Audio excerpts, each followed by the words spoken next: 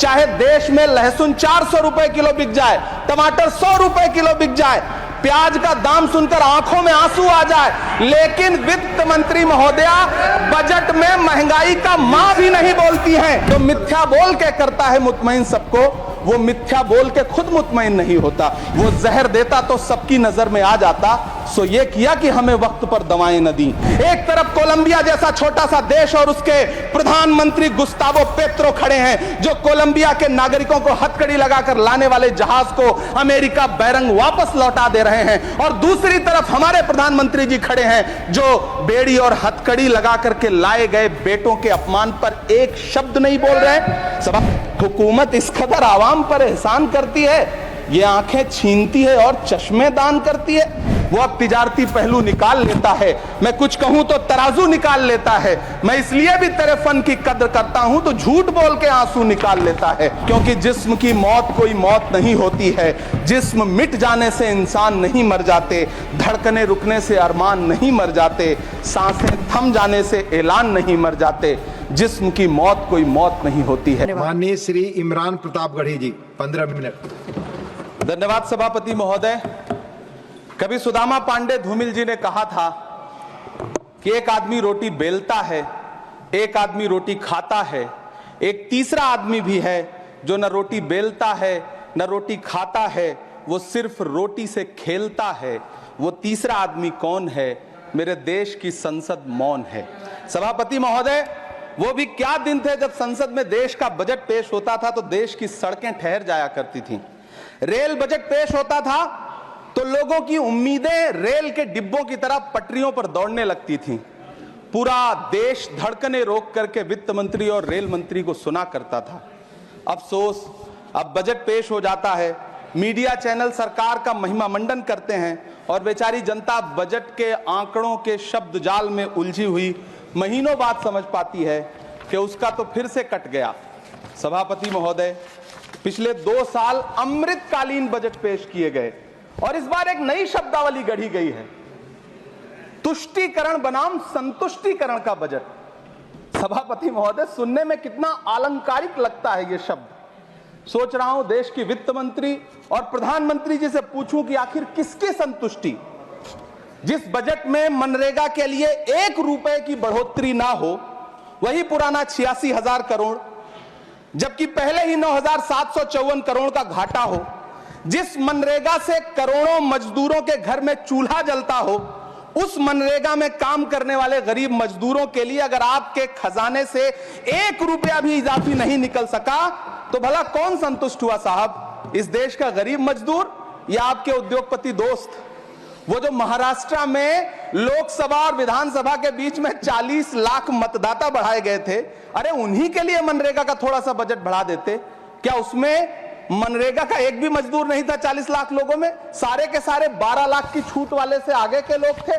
सभापति महोदय, कल जब वित्त मंत्री जी देश की संसद में भाषण दे रही थी तो वहां मुंबई में कोई गरीब इंसान जब अपनी जेब टटोल करके अपनी मोटरसाइकिल में 1 लीटर पेट्रोल भरवा रहा था तो उस पेट्रोल की कीमत थी 103 रुपया प्रति लीटर।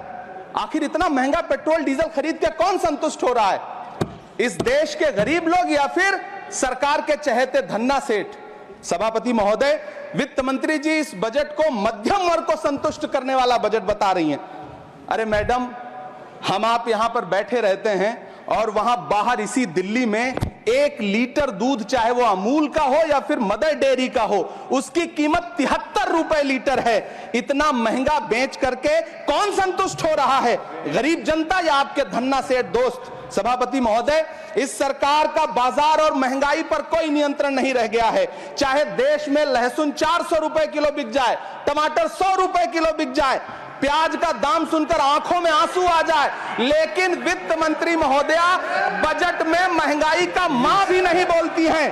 बच्चों की किताब और पेंसिल तक पर टैक्स लगाने वाले सरकार से मैं पूछना चाहता हूं कि आप मध्यम वर्ग का हितैषी बताते हैं खुद को, तो शर्म नहीं आती है? खुद को धार्मिक कहने वाली सरकार भगवान श्री कृष्ण के प्रिय खाद्य पदार्थों दही और मक्खन तक पर जीएसटी लगाती है और बात करती है मध्यम वर्ग की हिमायती होने की। जिंदा रहते हुए जनता से हर चीज पर टैक्स वसूलने वाली यह सरकार कम से कम मरने पर तो लोगों को बख्श देती, लेकिन नहीं, वहां भी लूटना है। अंतिम संस्कार के सामान, अगरबत्ती, धूप बत्ती, केवड़ा जल, चंदन पाउडर, जौ, बताशा, काला तिल, पंचरत्न, कपूर और कफन तक पर टैक्स लेने वाली यह सरकार किस मुंह से खुद को मध्यम वर्ग का हितैषी बताती है? कौन सी संतुष्टि, किसकी संतुष्टि? कदम कदम पर टैक्स देकर लूटने वाली जनता की, या फिर जनता से टैक्स वसूल करके धन्ना सेठों का खजाना भरने वाली सरकार की? किसकी संतुष्टि? सभापति महोदय, 18 अगस्त 2015 आरा का बिहार का ऐतिहासिक मैदान, सजा हुआ मंच, हजारों की भीड़ और सामने खड़े हुए देश के प्रधानमंत्री का भाषण। बिहार के भाइयों बहनों, आज मैं बिहार के लिए पैकेज की घोषणा कर रहा हूं। 50,000 करोड़ कर दूं कि ज्यादा कर दूं? अखिलेश भाई, 60,000 करोड़ कर दूं कि ज्यादा कर दूं? 70,000 करोड़ कर दूं कि ज्यादा कर दूं? 80,000 करोड़ कर दूं कि ज्यादा कर दूं? चलो, मैं बिहार को 1.25 लाख करोड़ का पैकेज दे रहा हूं। 10 साल हो गए सभापति महोदय, वही ढाक के 3 पात। बिहार आज भी विकास की बाट जो हो रहा है। भाषण आज भी प्रधानमंत्री जी के यूट्यूब चैनल पर सुना जा सकता है। जो झूठ बोल के करता है मुतमईन सबको, वो झूठ बोल के खुद मुतमईन नहीं होता। सभापति महोदय, ये तो राहुल जी का असर है। कौन सा शब्द सर, कौन सा शब्द? झूठ। ठीक है सर, मिथ्या बोल करके, जो मिथ्या बोल के करता है मुतमईन सबको, वो मिथ्या बोल के खुद मुतमईन नहीं होता। ये राहुल जी का असर है।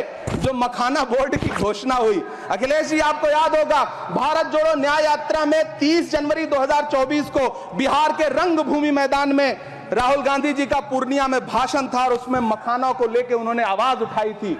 ये उनका असर है कि आपको मखाना बोर्ड बनाना पड़ा, वरना तो आप मैखाना बोर्ड बनाने वाले लोग हैं। सभापति महोदय, बिहार को झूठे पैकेज और चुनावी दिलासे देना बंद करिए। आज भी जब कोसी में बाढ़ आती है तो पूरा सीमांचल बर्बाद हो जाता है। मैंने उस तबाही को अपनी आंखों से देखा है। 2016-17 की बाढ़ में अपने इन्हीं हाथों से राहत सामग्री बांटी है मैंने। अगर सच में बिहार के लिए कुछ करना चाहते हैं तो बिहार को बाढ़ से बचाने का प्रबंध करिए। पूर्णिया एयरपोर्ट 10 साल से बाट जो रहा है, घोषणा 2014 में हुई, बन के आज तक तैयार नहीं हुआ। अलीगढ़ मुस्लिम विश्वविद्यालय का किशनगंज सेंटर बजट के अभाव में दम तोड़ता जा रहा है। मैंने पिछले बजट सत्र में भी आवाज उठाई थी। आज फिर वित्त मंत्री जी से अनुरोध करना चाहता हूं, दामन फैला करके, कि अलीगढ़ मुस्लिम विश्वविद्यालय का किशनगंज सेंटर बन जाने दीजिए। आखिर कौन सी नफरत है? यह मुल्क हमारा भी है। इस मुल्क की मिट्टी में हमारा भी खून पसीना शामिल है। हमसे इतनी भी क्या नफरत? रिश्तों की ये नाजुक डोरें तोड़ी थोड़ी जाती हैं। अपनी आंखें दुखती हो तो फोड़ी थोड़ी जाती हैं। सभापति महोदय, अल्पसंख्यक मंत्रालय का बजट काटकर मौलाना आजाद नेशनल फेलोशिप बंद कर देना, प्री मैट्रिक स्कॉलरशिप बंद कर देना, नई मंजिल योजना बंद करना, धरोहर योजना बंद करना। 2024-25 के बजट में माइनॉरिटी मिनिस्ट्री के लिए 3,183 करोड़ रुपए की घोषणा हुई, लेकिन देश को हैरत होगी कि बाद में समीक्षा करके लगभग आधा कर दिया गया, 1,868 करोड़ रुपए। मैं तो सरकार से पूछना है कि कौन संतुष्ट हुआ? इस देश का अल्पसंख्यक संतुष्ट हुआ या आप संतुष्ट हुए? किसका संतुष्टिकरण? सभापति महोदय, मैं प्रधानमंत्री जी से कहना चाहता हूं कि आप ही ने 1 मार्च 2018 को किंग अब्दुल्ला को, जॉर्डन के किंग अब्दुल्ला को मेहमान बना करके इसी दिल्ली में एक कॉन्फ्रेंस में कहा था कि मैं मुसलमानों के एक हाथ में कंप्यूटर और दूसरे हाथ में कुरान देना चाहता हूं। कंप्यूटर देने की बात तो छोड़िए, पढ़ाई के लिए जो स्कॉलरशिप मिल रही थी उसको भी छीन लिया आपने। किसको संतुष्ट करने के लिए? हम समझते हैं इस साजिश को। आप माइनॉरिटी मिनिस्ट्री का बजट काटते काटते एक दिन मिनिस्ट्री को ही बंद कर देना चाहते हैं। वो जहर देता तो सबकी नजर में आ जाता, सो ये किया कि हमें वक्त पर दवाएं न दी। सभापति महोदय, मैं तो वित्त मंत्री जी से पूछना चाहता हूं आपके माध्यम से कि शायद आपको पता ही नहीं है कि गृहस्थी चलाने वाली एक गृहिणी की मुश्किलें क्या क्या होती हैं। आपने कभी सोचा भी नहीं होगा कि जब वो किचन में सब्जी बनाने के लिए कढ़ाई में तेल डालती है तो उसके साथ उसके आंसू भी गिरते गिरते हैं। सभापति महोदय, शायद उन्हें पता भी ना हो कि एक छोटी सी गाड़ी और एक छोटे से फ्लैट का ईएमआई भरने के बाद इस देश का एक गरीब इंसान जब अपने बच्चों की फीस भरने के बारे में सोचता है तो उसे कितनी खुशियों का गला घोंटना पड़ता है। शायद उनको पता भी नहीं है कि फसल बेच करके बिटिया की शादी का सपना सजाने वाला किसान जब अपनी फसल बर्बाद देखता है तो कितनी रातें सो भी नहीं पाता है। सभापति महोदय, शायद वो कभी इस पीड़ा को समझ ही नहीं पाएंगी कि परिवार के किसी एक सदस्य को कैंसर जैसी बीमारी हो जाए तो घर और जमीनें गिरवी रख उठती हैं लेकिन इलाज नहीं हो पाता। सभापति महोदय, इसी देश की संसद में कभी स्वर्गीय सुषमा स्वराज जी ने कहा था कि जब देश की करेंसी गिरती है तब देश की प्रतिष्ठा गिरती है। एक तरफ कोलंबिया जैसा छोटा सा देश और उसके प्रधानमंत्री गुस्तावो पेत्रो खड़े हैं जो कोलंबिया के नागरिकों को हथकड़ी लगाकर लाने वाले जहाज को अमेरिका बैरंग वापस लौटा दे रहे हैं, और दूसरी तरफ हमारे प्रधानमंत्री जी खड़े हैं जो बेड़ी और हथकड़ी लगा करके लाए गए बेटों के अपमान पर एक शब्द नहीं बोल रहे। सभापति महोदय, मैं इतिहास के पन्ने पलट रहा हूं, मुझे दो किरदार याद आ रहे हैं। एक तरफ निक्सन के 7वें बेड़े की धमकियों के सामने लोहे की तरह अडिग इंदिरा गांधी खड़ी हैं, तो दूसरी तरफ खुद ही नमस्ते ट्रंप का नारा लगाते हुए प्रधानमंत्री जी खड़े हैं। मेरे कानों में सुषमा स्वराज जी की आवाज गूंज रही है। बहुत कम बोलने वाले डॉक्टर मनमोहन सिंह ने बहुत ज्यादा बोलने वाले प्रधानमंत्री जी को जब देश की बागडोर सौंपी थी तो $1.58 का था, आज 85 से 87 के बीच में झूल रहा है। इन दिनों रुपए की अहमियत गिरती है तो न तो देश की प्रतिष्ठा गिरती है, ना प्रधानमंत्री की गरिमा। जिस देश में 80 करोड़ लोगों को 5 किलो राशन के लिए कतारों में लगना पड़ता हो, उस देश में यह सरकार 12 लाख तक के टैक्स न लेने के लिए अपनी पीठ थपथपा रही है। हुकूमत इस कदर आवाम पर एहसान करती है, ये आंखें छीनती है और चश्मे दान करती है। सभापति महोदय, महाराष्ट्र का भिवंडी हो, मालेगांव हो, इचल करंजी हो, यूपी का बनारस हो, मुआयमा हो, मुबारकपुर हो, रांची का छोटा नागपुर हो, बिहार का भागलपुर हो, हर जगह बुनकरों की उम्मीदें तोड़ रही हैं, लेकिन इस सरकार के पास उनके लिए कुछ भी नहीं है। मुरादाबाद का पीतल उद्योग, कानपुर का चमड़ा उद्योग, सहारनपुर का लकड़ी उद्योग, फिरोजाबाद का चूड़ी उद्योग, अलीगढ़ का ताला उद्योग, सब सरकारी प्लानिंग से तबाह हो रहे हैं। इन तमाम के बीच सरकारी सपोर्ट से बस एक उद्योग फल फूल रहा है, नोएडा का नफरत उद्योग। सभापति महोदय, जिस देश में 40 से 45% मेडिकल फैकल्टी की सीट खाली हो, वहां बजट में 75,000 नए मेडिकल सीट्स का ऐलान हो रहा है। सरकार बहादुर, कम से कम इस देश के पढ़े लिखे युवाओं को तो मूर्ख समझना बंद करिए। वो अब तिजारती पहलू निकाल लेता है। पहले 7500 मेडिकल सीट्स बाद में बनाइएगा, पहले जो एम्स में 2161 पद खाली पड़े हैं उनको तो भर दीजिए। वो अब तिजारती पहलू निकाल लेता है। मैं कुछ कहूं तो तराजू निकाल लेता है। मैं इसलिए भी तेरे फन की कद्र करता हूं तो झूठ बोल के आंसू निकाल लेता है। सभापति महोदय, फिर झूठ आया है, मैं उसे मिथ्या कर दे रहा हूं। शायरी में बार बार आ जाता है, क्या करूं महोदय।